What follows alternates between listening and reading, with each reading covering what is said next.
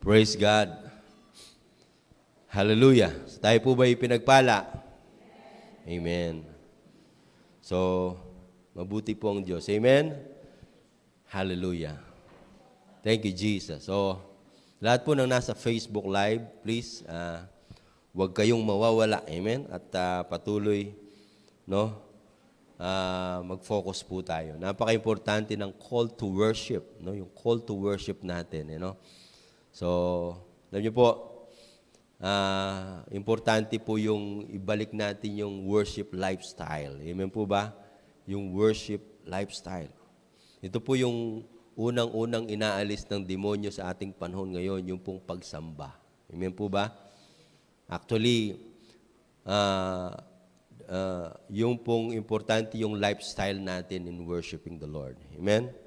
So, that's why lahat po ng nasa Facebook Live. So, alisin po muna natin yung mga kaldero dyan, yung mga walis, at lahat ng mga hindrances in worshiping. Wag po muna kayong manood ng TV habang nakikinig po kayo o nanonood kayo ng ating gawain. At kung meron po kayong, ang gagawin po natin is to share, no, yung pong ating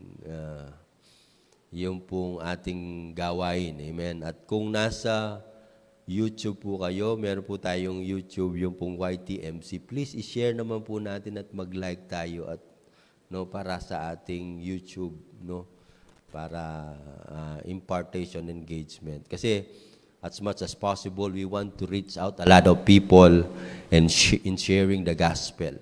Ako po'y naniniwala na ang pagbabago ay nagpapasimula sa pakikinig sa Panginoon. No?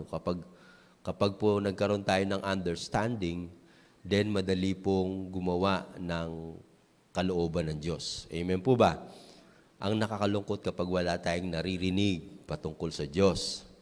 Ang naririnig natin yung outside, no, yung pong environment po natin, dinidiktaan po tayo, tinuturuan po tayo ng ibang lifestyle. Amen? Most of the successful people develop a good lifestyle in life. Tandaan po natin, lahat ng matatagumpay na tao, nag-develop po sila ng ibang klase o yung pong style ng pamumuhay. Amen? So, today, gusto ko pong i-revisit o restore back, no, yung pong lifestyle. Today, ang topic natin is lifestyle for fruitful living. Amen. Napaka-importante po. When we talk about fruitful, yun po yung every aspect ng ating buhay. Amen po ba? Yung buhay po natin na matagumpay. It doesn't mean na meron tayong advance in age, we are fruitful. Hindi po. Minsan, kung toro tumanda, doon po naging bata ang isip, no? Pero meron naman bata pa, mature na. Kaya mga po meron mga open door sa kanyang mga buhay na talagang nagiging successful po siya. Amen po ba? Kaya pag pinag-usapan yung lifestyle, it needs to develop. Amen po ba? Amen? So, sino po yung handang ma-develop dito? Amen? Mabuti pa noon kapag nagpipicture ka, kailangan mong dalhin sa paggawa ng litrato, di ba? I-develop po 'yun. Amen. Ngayon, puro picture share, no? Mabilis.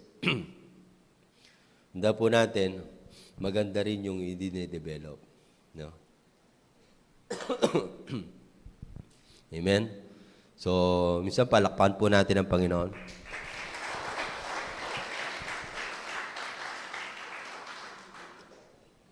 Hallelujah. So today, ang topic po natin about good lifestyle. Amen? Tignan po natin kung ano yung principle nito. Kasi kailangan makita natin yung principle. Amen? Yung principle of doing a good lifestyle in life. Amen? Kasi, kung gusto natin maging successful, we have to develop today a new lifestyle. Hindi pa pwedeng Ah, sandali po. Pasensya na po kayo, medyo namamalat ako. Karaoke po ako kasi ako. Hallelujah. Singer po ako eh.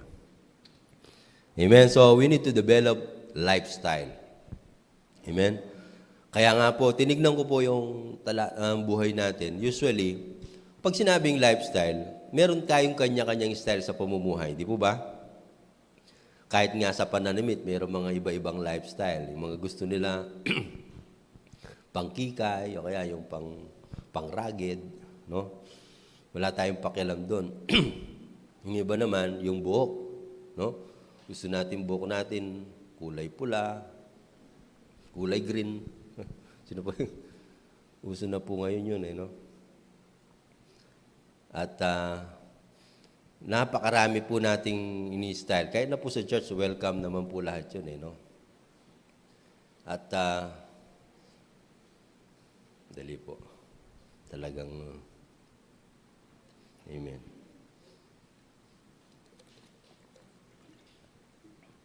Pag-elising. Amen. So, so today, ang buhay Kristiyano po natin, hindi natin pwedeng gawin na iba yung lifestyle.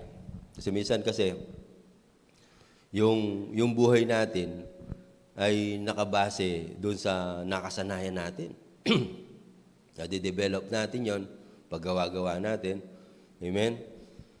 Ang buhay pagsamba o buhay Kristiyano, kailangan po makita natin, may pattern yon. Sa style natin sa buhay, kung ano yung ginagalaw natin, sinanay po natin yon. Kumukha po yung mga pananamit natin, lahat, ni-style po natin yon. Wala tayong pakialam. Pero sa buhay po Kristiyano, tandaan po natin, isa lang po yung pattern. Sino pong naniniwala doon? Amen? Isa lang yung pattern. Hindi pwedeng iiba yung pattern.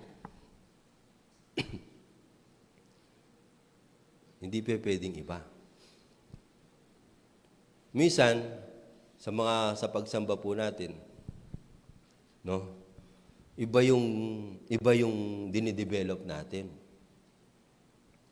Minsan kasi, dahil nga po very religious yung mindset natin, sometimes we develop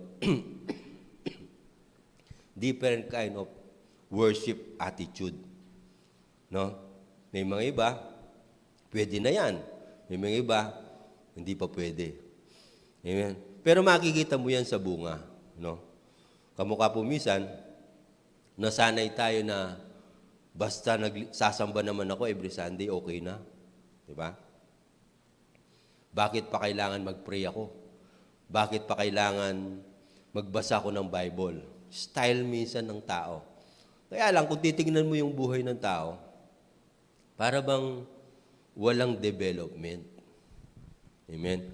Because kung ano yung kinasanayan niyang ginawa sa buhay niya. Pero I believe, in order to become fruitful at saka grow to mature, we have to develop a kind of attitude and lifestyle in life. And the Bible is very clear on that. In si Jesus Christ, tinuro niya yung mga principles niyan. Amen po ba? Sino po yung gustong matutunan niya? Kasi hindi naman po pwede na Kristiyano tayo, ang gando na lang tayo. Amen? Kristiyano tayo na basta nag-a-attend naman ako, basta alam ko naman ng Diyos.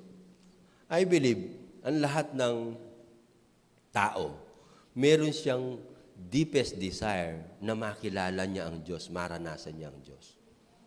Amen? Sino pong naniniwala doon? At gusto niya mapalapit sa Diyos.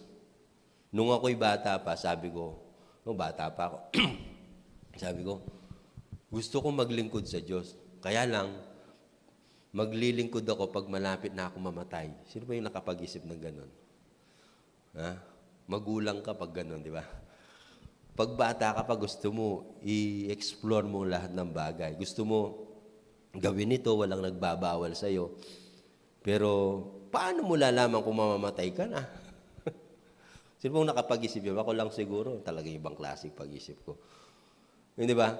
Kapag nag-isip ako, no, Sabi ko, pag matagal-tagal na, pag malapit na ako mamatay, gusto na ako maglingkod sa Panginoon. Kaya lang, na-encounter ko si Lord at the age of 21. Naranasan ko si Lord. And then suddenly, I surrender everything to the Lord. Nag-ibay ako ng lifestyle and I develop a fruitful and maturing lifestyle. Kaya nga po, naging ganito yung buhay ko. Amen? So, sa buhay natin, hindi pwedeng yung Christianity is basta nagsisimba ako, ganito na ako. Minsan nakakalungkot nga kapag minsan mo, sabi nga ni Mahatma Gandhi, I love Christianity, I like Christianity, but I hate Christians. Kasi minsan, Christian, pero wala naman yung lifestyle ni Jesus Christ sa kanila. Nagnanakaw pa rin sila, nagchichismis, nagmumura, nagsisinungaling, nangungupit. Nandun pa rin yung lifestyle. Ang nakakalungkot, palagay nyo, approve kay Jesus yun. Of course, kaya nga tayo naging Christian, we are follower of Jesus Christ. Amen po ba? Amen? So it means, we need to develop lifestyle like Jesus did. Amen po ba? Amen? So ang buhay natin, tingnan nyo po, parang ano yan parang binhi yan Amen? Hindi pwedeng, kino po yung, ang magsasaka, kakainin yung binhi. Hindi po, Usually yung binhi, tinatanim yon para mamunga. Amen po ba? Amen? At pag dumami yung bunga, iba-iba klase yung mga binhi, di po ba? So, sa buhay natin, sabi nga, para tayong binhi, na kapag itinanim, pwede tayong mamunga, maging fruitful sa buhay natin. Ano po yung desire natin? Ako po, personally, gusto ko po talagang maging fruitful yung buhay ko. Kasi yun talaga dapat. Amen po ba? Amen. So, ano yung lifestyle na gagawin mo para magkaroon ng fruitful na buhay? Hindi pwede na bukas ganun na. Hindi naman po yun. Sino po yung nagtanim na kapag nagtanim ka ngayon, kamukha buto ng mangga, tinanim mo, bukas aani ka na. Di ba? Usually 5 years o to 10 years pa. Siguro kung munggo yan, pwede mong itanim, bukas meron ka ng toge. Di ba? At least tinanim mo ba rin? Di ba? Iba-ibang klase yung binhi. Sa atin po, of course, different din. Amen? Amen po ba?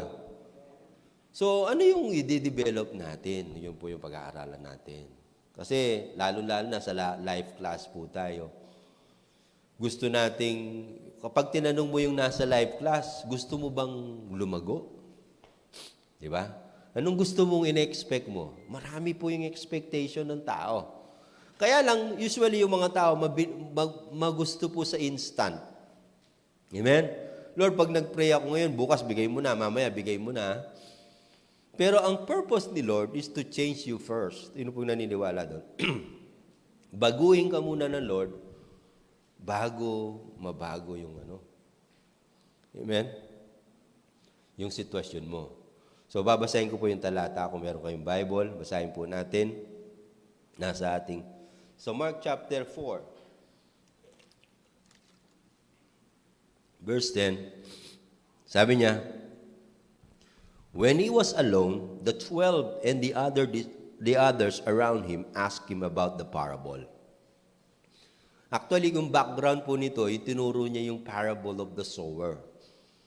Di po ba, yung pong may binhi na itinanim sa daanan, may binhi sa batuan, may binhi sa dawagan, at may binhi sa tamang lugar, yung pong matabang lupa. Ikunwento ni Jesus ito. Ang nakakalungkot, maraming mga tao hindi naintindihan. Amen? Sino po yung kapag nasa simbahan ka, meron kang narinig na sinabi, pero hindi mo naintindihan. Pero gusto mong maintindihan, kaya lang wala kang pursuing heart na maunawaan yon. Amen? Pag binasa mo pa naman yung Bible, napaka-spiritual na para bang matalinhaga, yung parable. Si Jesus kasi, mahilig mag-share ng parable dito. Bakit? Gusto niya na ang taong makikinig ay magsaliksik, hanapin yun. Diba? Sabi niya dito, when he was alone, the 12 and the other around him asked him about the parables. So, ang mga disciple, mautak. Siningitan nila si Jesus. They pursue the definition. Hinahanap nila yung definition. Amen? Sana ganun din po tayo. Nabasa natin yung Bible, hindi natin naintindihan. Ay, pagboren mo na, kay balo. Kaya lang, hindi mo alam, ginto yun. Di ba, ako po, nung born again, lahat ng binabasa ko, hindi ako titigil sa isang araw kapag mayroon akong naintindihan, hindi ko malaman ng kaulugan. Di ba? Kaya siguro na-develop yung attitude na yon. Then sabi niya, he told them, the secret of the kingdom of God has been given to you, yung mga naghahanap. Sino po ibinigay? Kanino po ibibigay? Sa mga naghahanap. Di ba? But those on the outside, everything is said in parable. Yung mga ayaw maghanap nun, talagang parabolo. Ang parabolo, talinhaga. Amen? Pag talinhaga, wala kang makukuha. Amen? Pero kapag parable, makukuha mo yung benepisyo nun. Ay pag-definition. Amen? Ang tawag doon, revelation. Amen? So susunod na verse, sabi niya, so that they may be ever seeing but never perceiving. Kahit tumingin man sila, hindi nila makikita. Ever hearing but never understand. Nakikinig man sila, ang problema, hindi nila maintindihan. Amen? Otherwise, they might turn and be forgiven. Sabi niya, kasi kapag naintindihan nila, they will receive the blessing of it. Amen? Kaya lang, yun nga, hindi nila makuha. Then Jesus said to them, don't you understand this parable? Hindi nyo ba naintindihan? How then you will understand any parable?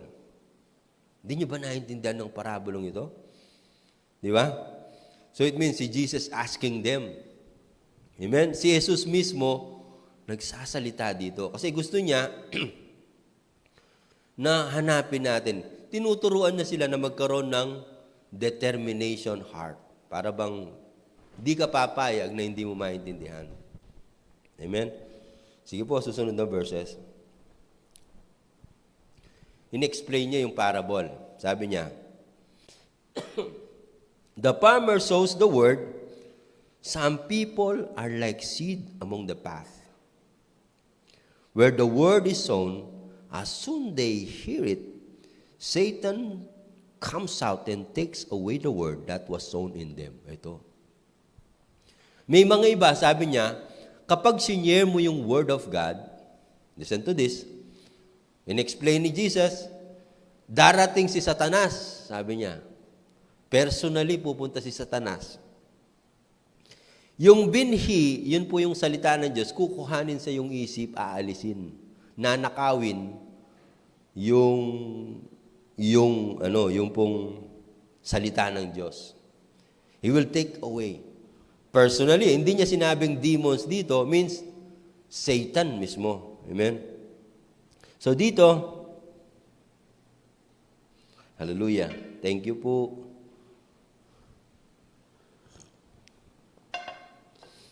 Sabi niya rito, as soon as they hear, Satan comes and takes away the word that was sown in them. Amen? So it means, tignan niyo po, maraming mga tao, hindi nila naintindihan yung mga salita ng Diyos. Bakit? Unang-una, ninanakawan ka ng demonyo. Akala mo, natural lang na hindi mo maintindihan. Makinig po kayo, ha? Natural lang, ay, okay lang, marami naman kami hindi nakakaintindi. Tandaan po ninyo, ang salita ng Diyos is the final authority sa buhay ng tao. Pag sinabing final authority, walang mali dito. It means kung susunod ka sa salita ng Diyos, ikay pagpapalain kasi yun ang direksyon. Ang salita ng Diyos, yun po yung mapa ng ating buhay. Okay? Para tayong nabubuhay sa tamang direksyon kapag nabubuhay po tayo sa pamamagitan ng salita ng Diyos. Amen? Ang sabi niya rito, kapag hindi mo naintindihan, huwag kang papayag. Kailangan saliksikin mo yun kasi ninanakawan ka. Tignan mo yung pinaka-root, bakit ako ninanakawan ng demonyo? It means, ayaw kanya na lumago.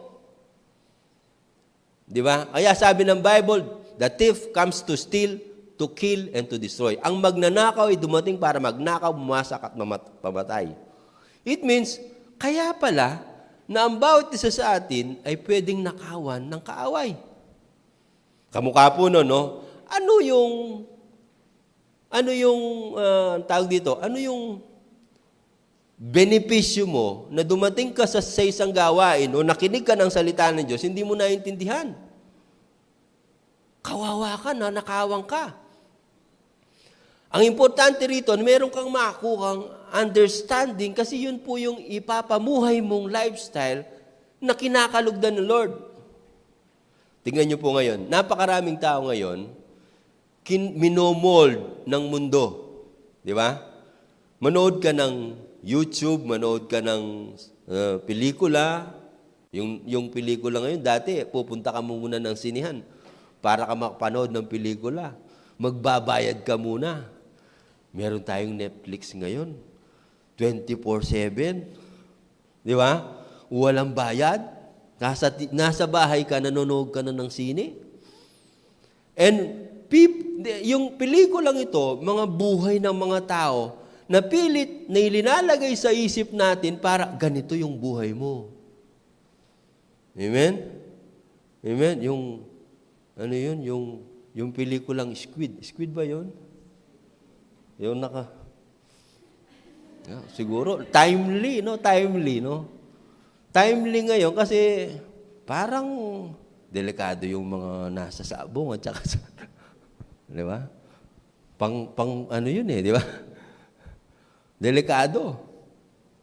Para bang timely ngayon ang mga tao, dinidirektoran ng mga tao para gayahin yung buhay nila. Di ba? So, ingat po tayo, no? Ang nakakalungkot, yung salita ng Diyos, yun po dapat yung ipinapakilala tayo sa tamang buhay natin, kaya lang tinatago sa atin. Ayaw ibunyag kasi ang demonyo ninanakawan tayo. Pag in-invite ka na makinig ng word sa salita ng Diyos, invite tayo, makinig tayo. Ay, sayang. Hindi naman. Mali yung perception natin. Nakala natin, istorbo sa buhay. Kaya yung buhay natin, we have our own lifestyle. Ang alam natin, sa pagsamba, walang para bang istorbo lang yan. Di ba? Pag sumamba tayo, pwede na to. Ang ganon kay Lord. But kung titingnan po ninyo yung the very first commandment ni Lord, mahalin natin ng Diyos ng buong puso, isip at kaluluwa. Doon pa lang, linabag na natin yung utos ni Lord. Di natin minamahal.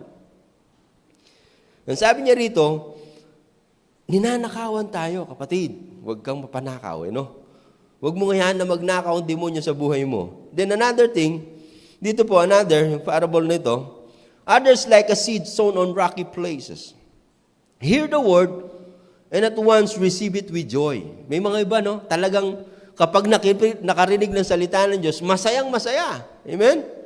Kaya lang, but since they have no root, they last only a short time, when trouble or persecution come because of the word, they quickly fall away.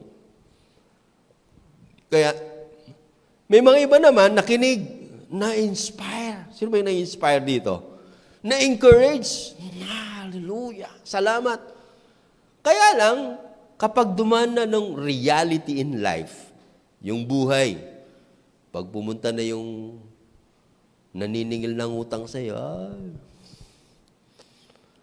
kapag nag-break kayo ng jowa mo, kapag sinabi ng anak mo, magbabayad ako ng matrikula, di ba? Para bang yung root nabubunot. Akala ko ba kapag na-born again ako, nakinig ako ng Word of God, makakaroon ako ng matagumpay na buhay. Bakit karami ng problema ko ngayon? Yun na. When trouble comes, they fall away. Ayaw ko na. Imbes na lalago siya, kaya lang, meron siya naging problem. And then suddenly, the verse 18, still others like seed sown among the thorns, hear the word, but the worries of this life, the deceitfulness of wealth, and the desire for other things come and choke the word, making it unfruitful. Yung iba naman, nakarinig naman. Continue naman nakikinig. Kaya lang, ang sabi niya, pinapanalangin, Lord, sana bigyan mo ako ng business. Lord, sana bigyan mo ako ng magandang trabaho. Si Lord naman, mabuti, binigyan ka ng trabaho. Kaya lang, nung nagkatrabaho ka, nakalimutan mo na si Lord. Nagkaroon ka na kaya, Lord, bigyan mo ko ng bahay. May mga gano'n, Binigyan ng bahay. Kaya lang, ang ginawa niya, lininis na lang niya yung bahay niya, nakalimutan na niyang sumamba, maglingkod sa Diyos. Nakatuon na sa mga bagay na nandun. Chinyok yung spiritual life niya, kaya namamatay. Pag tinanong mo, kasi marami akong labahin, kasi babantayan ko ito, nawawala na. Kaya ang mangyayari, nagiging unfruitful. Kasi kasama ng tutubo yung issues of life, mas gusto pa niyang iba na yung gawin kaysa sa Lord. Yun po yung sinasabi rito. And then the verse, susunod po ng verse, and others like seed sown on good soil, matabang lupa, hear the word, accept it, and produce a crop. 30, 60, or even 100 times what was sown. Yung iba naman, mataba yung lupa. It means, nang tinanim yung word of God, ang ginawa niya, iningatan niya. Lord, salamat po sa salita. Every day, binabantayan niya yon. Sana hindi po ako magkamali, tulungan po ninyo ako. Narinig ko po yung word. Kung sabi ng word, magpatawad ka, magpapatawad yan. Kung sinabi ng word, mag-worship ka, ibigay mo yung the best, ibibigay yung the best niyan. Amen? Of course, hindi naman kagad na mamumunga yun. Iko-continue niya regularly. Kaya nga po, yung developing your lifestyle will produce 30, iba-ibang klase, 60, or even 100 times. It means your life will multiply even 100 times. You will become fruitful, blessed. Makikita mo, masaya ka, matagumpay ka, Hindi ka natatangay ng kaaway, bagkus meron kang buhay na matagumpay. Amen? Palakpakan po natin ang Diyos na buhay. Ito yung gusto ng Diyos. Kaya sabi ko po kanina, yung tititinignan po natin, lahat ng ito, isa-isa lang po yung word Isa lang po yung word. Walang iba. Ang word, isa lang. Ang pinaglalagyan lang po yung iba-iba. Merong daanan lamang, merong batuan lamang, merong dawagan, at merong mabuting lupa. Ang tanong, nasaan ka doon? Amen? Ang tanong, nasaan ka doon? Kasi ano ba yung attitude mo o response mo toward when the Word of God is sown upon your life? Ako po, kung titignan ko po ito, lahat naman po, kahit na may problema to, pwede namang i-develop Pwede namang ayusin Hindi po nanganguluhan, ganyan ka na lang. Hindi po Kaya nga po, ikinikwento ni Jesus ito para tignan natin, ano yung problema ko? Di ba? Meron po sa inyo, kapag narinig ng salita ng Diyos, ay, nakaka-encourage. Pag uwi, ano kasi yung message? Nakalimutan. Palagay niyo po ba natural yon? Normal yon? Sige po, tatanungin ko yun. Anong message last week? Tatanong ako po. Nakalimutan. Why? Hindi mo alam, ninakaw na sa'yo. Hindi mo na nai-apply. Kasi the best way to memorize, to remain in your hearts and in your mind, kagad mo itong i-apply. Kamukha, Pursuing God's will. Ano yung gagawin ko rito? Hanapin ko yung kalooban ng Diyos. Pag-uwi mo pa lang, ayusin mo na. Ayusin mo na. Hindi yung para bang ikaw ay dumalo lang, pag-uwi mo, wala na.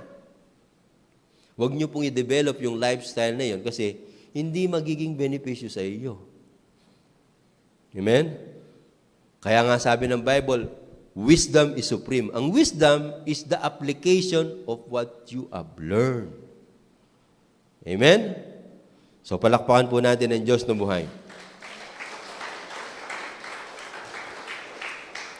Kaya, next po, tingnan natin dito yung sinabi ni Jesus in Mark chapter 4, verse 24.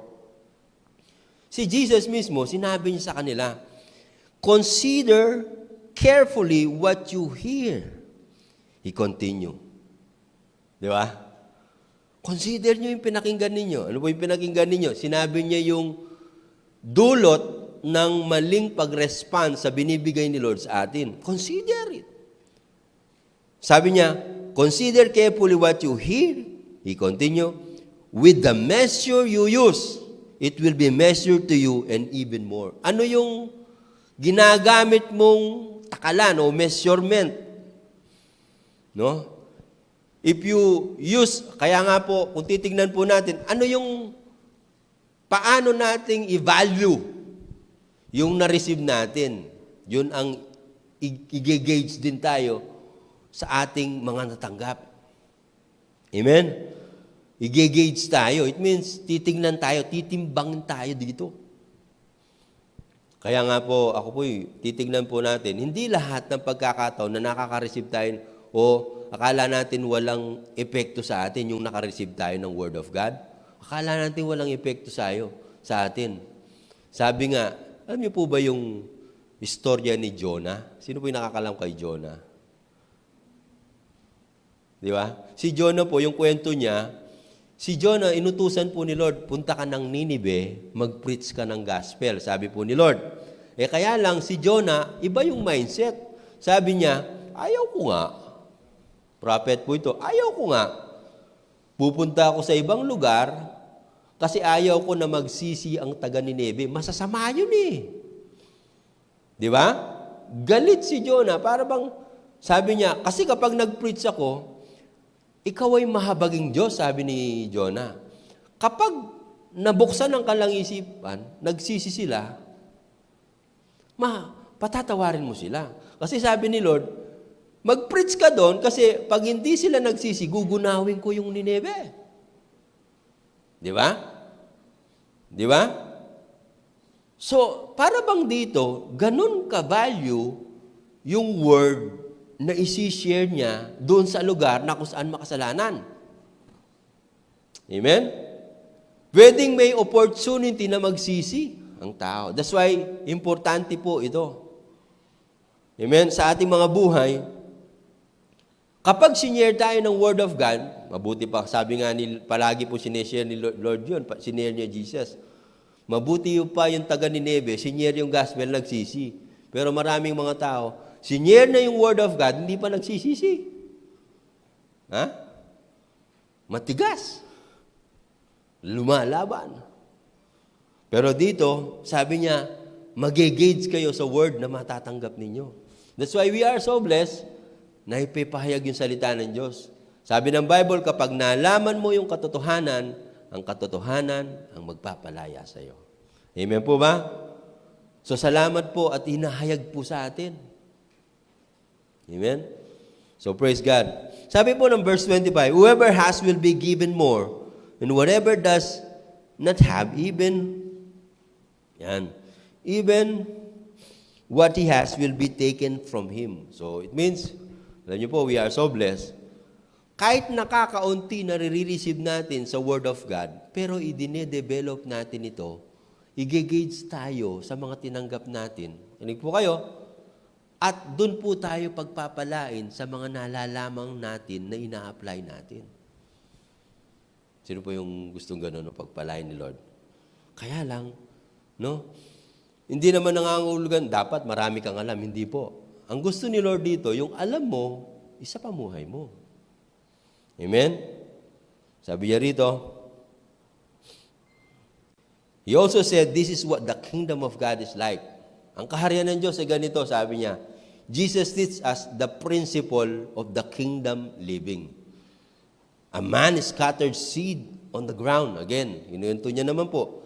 Meron pong tao daw, ano daw ang ginawa niya? He scattered seed. Parang yung word of God ito, he scattered. Night and day. Sabihin po natin, night and day. It means continuous and regular. Kapag ikaw ay continuous, regular, nakikinig, hinahayagan ng salita ng Diyos, ano yung tendency? Whether he sleeps or gets up, ano man ang ginagawa niya, the seed sprouts and grows. Though it does not know how. Hindi niya alam kung paano. No? Because, anong ginawa niya? No? He scattered seed. Meron daw nag-scattered na seed. Merong gumawa nun. Merong taong inutusan na gawin yon. Merong may obligasyon nun. Kamukha po sa inyo, no? Pag sinabing scattered seed na sinasabi ko rito, yung pinapahayagan ng salita ng Diyos. Maybe yung nag-i-scatter sa inyo, yung cell group ninyo. Maybe yung pastor. Maybe yung friend mo na sinasabihan ka ng salita ng Diyos. Night and day, hindi siya tumitigil. Regular. Continuous. Ano po yung mangyayari kapag continuous? Sabi niya, whether he sleeps or get up, it means wala pong time. Every now and then, hinahayagan ng salita ng Diyos. Sabi niyo, pagising mo sa umaga, magbasa ka ng Bible. Hanggang sa lahat, all the day, and then bago ka man matulog, magbasa ka ng Bible. I remember when I got born again, I was 21 years old. At yung Bible, hindi ko pa binabasa. Di ba? At nang binasa ko yung Biblia, ako'y nagkaroon ng matinding interest because I really asked the Lord, Lord, I want to know you more. Alam niyo po kapag magbasa ako ng Bible, because wala po akong trabaho noon, standby, then I read the Bible cover to cover for a few months only. Amen? Few months. At kapag nagbabasa ako ng Bible, parang nanonood ako ng TV. Nandun ako sa eksena. Ako pa minsan umiiyak, Lord. Akala ko walang bentay yun, pero alam niyo po ba, buti na lang nagkaroon ako ng ganong attitude. Kasi kapag pinatagal ko yun, tatama rin ako. Marami po mga Kristiyano ganon. Hanggang ngayon, hindi pa nila nabasa yung cover to cover yung Bible. Aminin. Pag mag-start na ako magbabasa, babasahin niya talaga. O sige, mag-gusto ka mo sa New Testament. Pagdating sa John, wala nang gana. Sabi ng Acts, gawa. Di makagawa kasi wala nang gana. Nawala na yung momentum. Buti na lang. Alam niyo po, mabuti pa nun. Wala pa akong doon. Wala pang gaanong cell group noon. Wala pang cell leader. But I developed an attitude, a lifestyle. I need to know more about God. Ngayon, kapag nagbasa ko, 5 chapter every day, unlike noon, book by book, kaya nagubos ko. Alam niyo po, nabisan 2 book a day. Ganon po ka-exciting sa akin ang Bible. Kaya whether I sleep or I wake up, hindi ko alam, lumalago pala ako. Kaya kapag sinyer ng pastor, yung pinipreach niya, alam ko yan, nabasa ko na yan, mayabang pa ako. It means, nakokonek ko sa buhay ko, naintindihan ko. Mahirap kasi kapag nagpipreach yung pastor, wala ka talagang understanding kasi first time mo pa mang narinig yung kwentong yon. Pero because I read the Bible, I know the story of that. And then I truly encourage, alam ko. That's why yung development ng buhay ko, nagmamature. And then suddenly, mayroong plano pala ang Diyos sa aking buhay. to share the Word of God to many. Yung pala yung 50, 60, 100 times more. Ang sabi niya rito, night and day, whether he sleeps or gets up, the seed sprout. Di po ba? Yung seed, hindi mo alam yung seed, nag-i-sprout na, nagkakaroon na ng, para bang, di ba sino yung magsasay, si Sister Kim, marunong magtanim eh. Makikita mo kapag tumutubo na merong heads, merong sprout na yun. Para makita, sagli niya mo, tumubo na. Di ba? Di ba? Yung kalabas ko doon, di ba? Pag maliit pa lang, yan, lumalabas na, lalaki na. Masaya ka. Ganun po yung lifestyle natin na i-develop. Yung nagiging masaya kasi nag-grow, nagmamature, nade-develop. Ang sabi niya nito, though he does not know how, hindi niya alam kung paano. Hindi mo alam, you are maturing. Hindi mo alam, nawawalan ka na ng gana sa kasalanan. Hindi mo alam, nawawala ka ng gana. Ang gusto mo lang ay sumunod sa Panginoon. Kasi nagiging lifestyle mo na yung tinuturo ng Bible. Nakukuha po ba ninyo? Ganun po yun. That's why, ang pagbabagong buhay, hindi lamang po once, one time, big time. Para kang itinanim, then nade-develop. But you have to have a sacrificial action for that. Amen? Sabi po ng Bible, all by itself, the soil produce grain, first the stalk. Ito po sinasabi ko, then the head. Then the full kernel in the head. As soon as the grain is ripe, he puts the sickle to it. And because the harvest, ito yung gusto-gusto natin, the harvest has come. Yung pagpapagal mo, yung pagbabasa mo ng Bible, pagsasama mo sa cell group, pagte-training mo, pagsama-sama mo sa fellowship, pag-a-attend mo, darating ang panahon, mag-harvest ka, kapatid. Your life will become a blessing to people, a blessing to your family, because you develop a new lifestyle in your life. Hindi pwedeng gusto nating mag-harvest without first doing a different life based on the Bible. Yung based lang sa Biblia. Amen? Kaya nga po, kahit nagamitin nyo po sa business, sa work po ninyo, you have to develop. Kamukha, no? Kung kayo nagtatrabaho, 8 o'clock yung trabaho mo, darating ka 9 o'clock. Sinanay mo yun kasi wala naman yung boss mo. Palagay mo ninyo, ani ka doon? Diba? Ang business, kapag hindi mo tinutukan, paglagay mo ani ka, you develop na once a week mo lang pupuntahan. Gusto mo, umani ka na. Kapag nagtanim ka, hindi mo dinidiligan, hindi mo ginagambulan, palagay mo, aani ka? Hindi. Kaya nga tinuro ni Lord, first, the stalk, sabi niya, then the head, then the full kernel. It means, yung buong palay na. Harvestin mo na. Kamukha ng palay, hindi naman kagad, no? Kagad na bukas, meron ka ng palay, hindi po makikita mo. Gaganda, tutubo. Pagkatapos, lalabas yung mga maliliit na bini-bini. Pagkatapos, lalaki yun, magiging yellow. Harvestan na! Ganun po yung buhay natin dapat. We have to develop. We have to learn to develop. Kamukha po nung nasa life class. Hindi pa pwedeng kagad ka na mature. Actually po, ang maturity comes from fruitfulness. No, ang bunga po ng fruitfulness comes from maturity. You cannot become fruitful unless you become mature. Amen po ba? Amen. Palakpakan po natin ang Diyos na buhay. Tingnan niyo po. Again, he said, what shall we say the kingdom of God is like? Of parable shall we use to describe it? It is like a mustard seed. Ano ba yung mustard seed? Maliit na binhi. Which is smallest seed you plant in the ground. Biro mo, maliit lang yan. Example lang po yung mustard seed. Yung mustard seed talagang parang kasing laki ng bukbok. Yun po yung seed na yon. Yet, when planted, it grows and becomes the largest of all garden plants. Amen?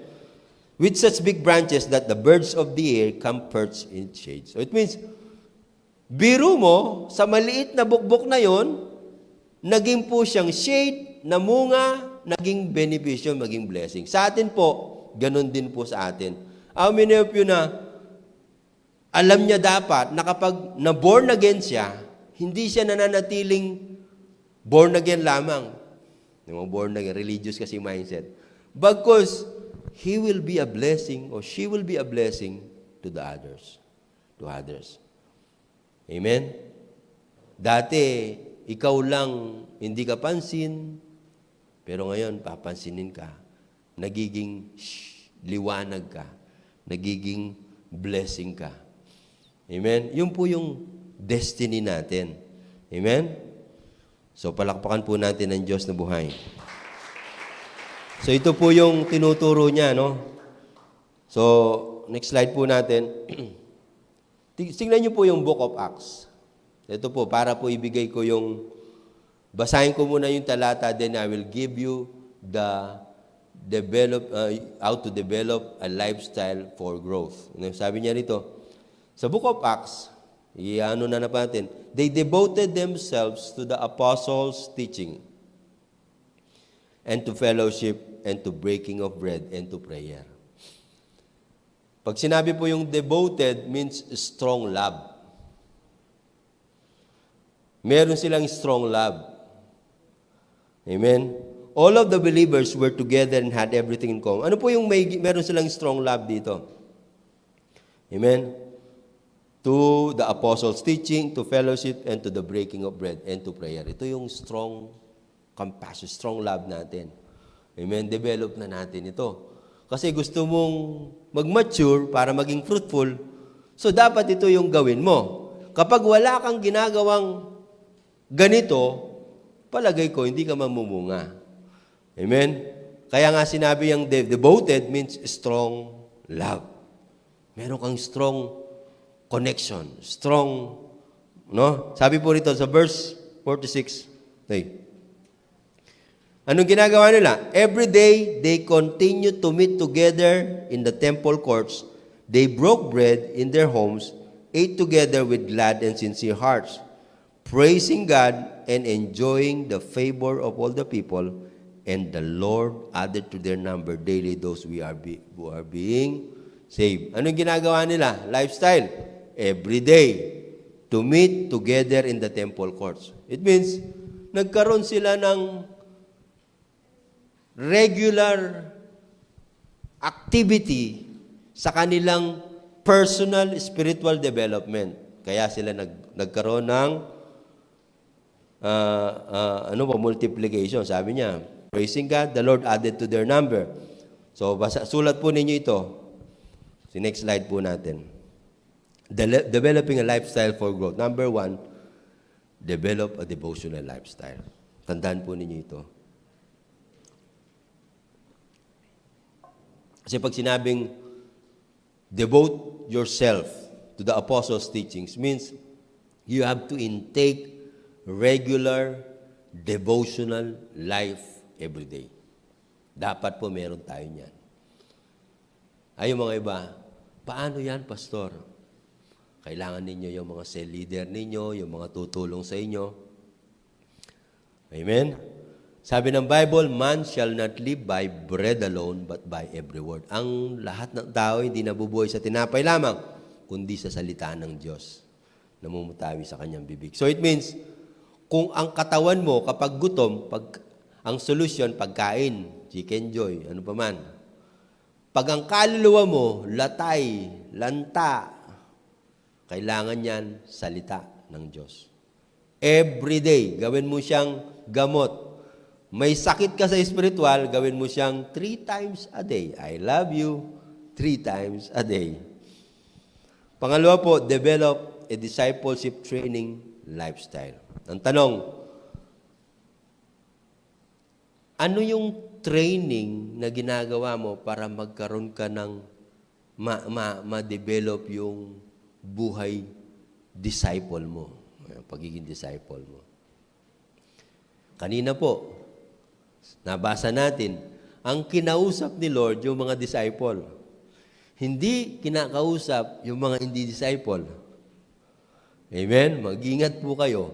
So kung ikaw ay disciple, kailangan mayroong nagtuturo sa iyo. Amen? Amen? Ay, pastor, ako po yung Kristiyanong pangkalawakan. Kahit na lang ako. Ako lang at si Lord. Wala pong ganon. Wala pong ganon. Sana si Jesus, hindi na siya namili ng 12 disciple para gamitin niya para i-communicate sa mga tao. Siya na lang mismo. Pero namili siya. Ipinlat niya yung program niya, system niya. You have to have a leader, a mentor, a coach. Hindi ba? Wala po sa mundong ito, pagsilang niya, doktor na. Meron po bang ganon? Ha? Meron po bang ganon? Pagsilang niya, ay, engineer! Meron po bang ganon? Wala. Pupunta siya ng eskwela, tuturuan siya para maging engineer. Di po ba? Ba't iniisip ninyo ang Kristiyano, pagsilang niya, mabuti na siya? Hindi po. Subukan niyo yung bata, huwag kang magsisinungaling, huwag kang magmumura. Kapag nakapag-isip yun, gagawa na ng kasalanan. Di ba? Tinitrain kasi. Ang paggawa na mabuti, training. Tuturuan mo siya, ganitong gawin mo ha. Mali yan. Ganito dapat gagawin. Hindi niya kalooban ni Lord. Discipleship. Ang problema, kapag tumanda ka, wala ka nito, ano kayang gagawin ko? Pero meron pang pag-asa. Ang gawin mo lang, humble yourself. Aminin mo lang, meron akong problema. Mag-i-enroll po ako ng life class para mabago yung isip ko. Mabago yung buhay ko. Alam niyo, sa mundong ito, lahat pinag-aaralan, di ba? Isa na lang hindi pinag-aaralan. Ano po yun? Yung buhay, kung paano mabuhay. Kaya nga po, palpak ang marami kasi hindi nila alam kung paano ibuhay yung buhay nila. Meron silang buhay, kaya lang walang kabuhay-buhay. Aminin po natin at hindi. Ako rin po, inamin ko na nun, kaya napatino yung buhay ko. Pero kung hindi ko po inamin na kailangan ko talagang tulong, hanggang ngayon sira pa rin yung buhay ko. Ha?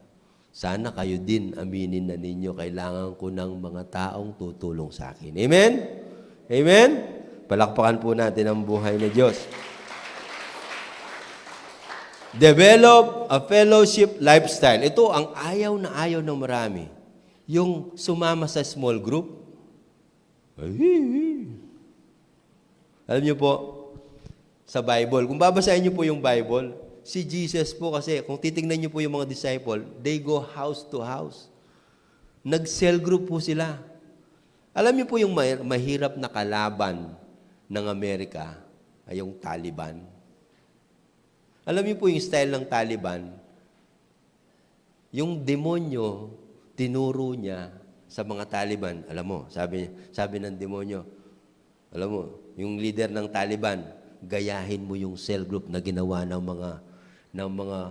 mga Kristiyano noong unang panahon. Hindi ka nila mabubuwag. Kinopya ba?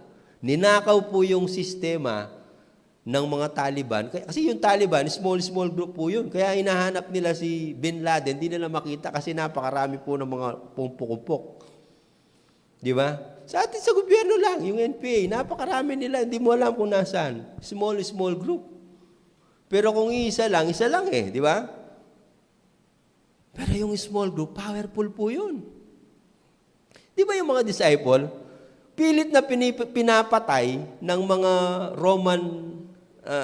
mga Romans, di ba? Patayin natin ang lahat ng mga Kristiyano, sunugin natin, hindi nila maubos. Kaya nag-decide sila, sabi niya, dahil hindi natin maubos, magaling sila, meron silang cell group eh. Maraming mga leaders, maraming maliliit. Gayahin na lang natin. Kaya nagdeklara po yung Caesar na sabi niya, lahat na tayo yung mga Kristiyano. Ginaya na lang nila. If you don't beat them, join them. Di ba? Kaya nagdeklara sila, isa na lang ang religion, Christian. Kaya lang, yung Christian, basta akala na, naging religion na lang. Hindi na yung, nawala yung small group. Pastor, nagsisimba naman ako every Sunday, kapatid. Iba kasi sa cell group. Dito sa lupa, kailangan mo ng nanay at tatay para mabuhay. Di po ba? Lumabas, di ba? Amen? Sa spiritual life mo, kailangan mo rin ng nanay at tatay. Kailangan mo rin ng family setup ng yung spiritual life. Doon ka tuturuan kung paano magbasa ng Bible, paano malaman nyo. Tatanungin mo ba sa pastor, kapag nagpipris po ako doon, Pastor, pwede po bang magtanong? Pwede po bang ganon? Nag-release ka na naman, pwede po magtanong? Di ba? Mga tanong ninyo, pwede ko po bang sagutin ng unbeliever kung Kristiyano? Mga tanong, ay mga manliligaw. Mga tanong na ganon, di ba? Pero sa small group, kakaunti lang po kayo doon, maximum of 12. Magtatanungan kayo doon sa small group. Paano po ba ang kalooban ng Diyos? Di ba? Tuturuan ka doon na develop yung leadership mo, tuturuan kang manalangin, tuturuan kang mag-share ng gospel, tuturuan ka ng lifestyle na pang-Kristiyano. Di ba? Mabuti pa yung mga lasenggo, alam nila yon, di ba? Sa mga lasenggo, ginagamit nila yung cell group Pag nag-umpok-umpukan nila, offering time. Pag kinuha yung pera, bili na kayong 3-4 kantos. Okay, meron ng cell leader doon. Sige, siya po yung nananagay, bibigay na, alam mo. Pero meron nang mag-share nun ng testimony. Problema ko talaga yung misis ko, sabi niya. Ano ba yung misis mo? Palagi ako sinishare mo, dada. Alam mo bro, meron namang magko-comfort nun. Alam mo, pre, huwag kang matakot. Tutulungan kita. Wala naman tinutulong. Tara. Pag malasing na yon, aatid pa. Uwi na tayo, atid kita pare. Hindi kita pababayaan pare. Atid. Lifestyle. Kaya ayaw nilang mag-iwalay ng mga lasenggo kasi napakasarap ng fellowship nila. Di ba? Nagsasabihan sila ng problema. Di ba? Ganon din po yung cell group. Kung wala po tayong nagtutulungan para malaman ang problema natin, magsasurvive po ba tayo? Kaya yung mga Kristiyanong ayaw sa cell group, yun po yung mga Kristiyanong pangkalawakan. Yung po bang, I will survive. Sa totoo lang, hindi ka magsasurvive. Kasi si Lord, tinuro niya yun Di ba? Kaya yung mga cell leader ninyo, sila po yung mananagay. Sila yung magko-comfort. Sa mga lasenggo, meron pang worship yun Di ba? Gigitara sila, kantahan. Kabilin-bilin. Mga worship nila yun. Kaya minsan, imbis na nababago, lalong galit sa mundo kasi yung feeding nila continuous. Continuous feeding. Pag uwi niya, galit pa rin sa asawa. Di ba? Kasi, pinus ng kaibigan. Pero sa cell group, alam mo, hindi. Huwag mong labanan. Mahalin mo, patawarin mo. Ikaw naman kasi yung problema Alam mo, magsasabing ganon.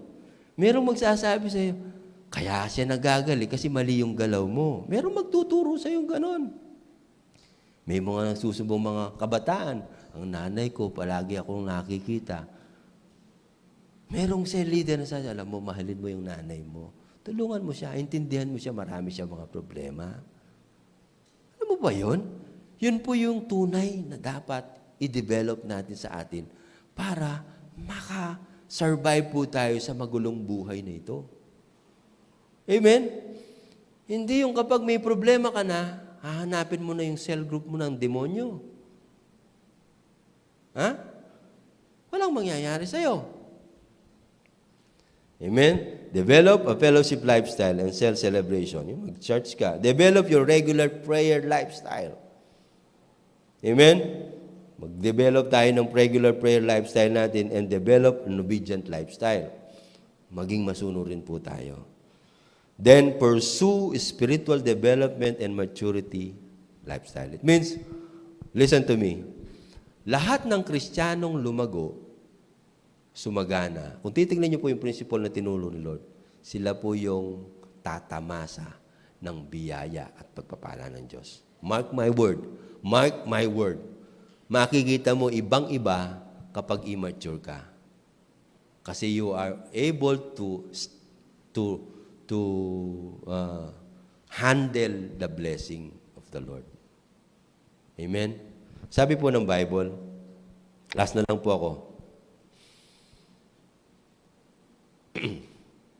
Sasabihin ko na lang po yung verse ng Psalms. The righteous will flourish like a palm tree. They will grow like a cedar of Lebanon. Planted in the house of the Lord, they will flourish in the courts. Saan po sila magpo-flourish? To the house of the Lord. Mag-grow po sila. They will flourish in the courts of God, of our God. They will still bear fruit in old age. They will stay fresh and green. Tingnan po sinasabi ng Bible dito. Because you are maturing, you are still fresh. Hindi ka tuyot. Because you are developing a new lifestyle for maturity. And then in verse 15, I just love this verse. Proclaiming. Sabi ba natin proclaiming? Proclaiming the Lord is upright. He is rock and there is no wickedness in Him. It means, kapag nag-grow ka, you cannot, hindi mo pwedeng i-deny na mabuti ang Diyos sa buhay mo. Amen. Kapag nang mature ka, you just declare the goodness of the Lord. Doon mo masasabi, Lord, salamat. Doon mo ma-appreciate yung kabutihan ni Lord. Amen? Today, I just want and I pray na about sa lumago sa spiritual. Amen? Lumago po tayo. Kaya lang po, sumunod po tayo sa bagong lifestyle. Huwag kang manatili sa ginagawa mo ngayon, wala kang pakialam. Huwag mong pilitin ang lifestyle na natutunan mo na hindi naman nagwo-work. Yung pong ayaw kang sumamba, ayaw mong makinig. Pag sumamba ka, parang masakit pa yung loob mo. Ayaw mong magpa-train, ayaw mong mag-cell group, ayaw mong mag-pray. Kapag hindi mo dinevelop yon, tandaan po natin, hindi po tayo makakarating dun sa matagumpay na buhay. I've proven that in my life. Kailangan po, tandaan po natin yon. Amen? Tayo po'y tumayo.